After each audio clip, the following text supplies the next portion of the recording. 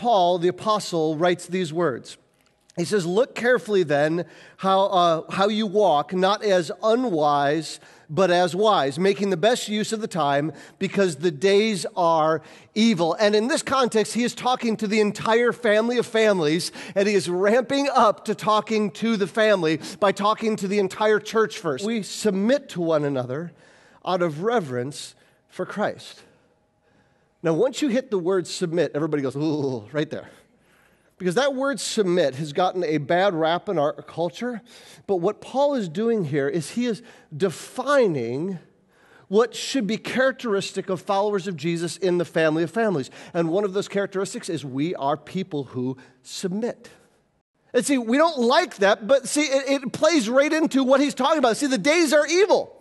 And when the days are evil, we take what God calls a sin and we celebrate it as good. And then we take what God says is good and we say that it's evil. And so we look at submission, we say, that's terrible.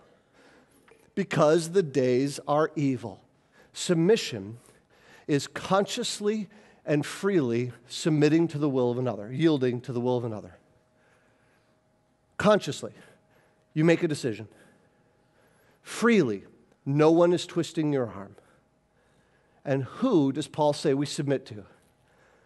Submitting to one another out of reverence for Christ.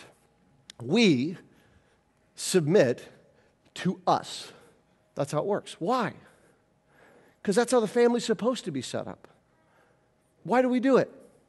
Well, Paul says we do it out of reverence for Christ. We do this for Jesus.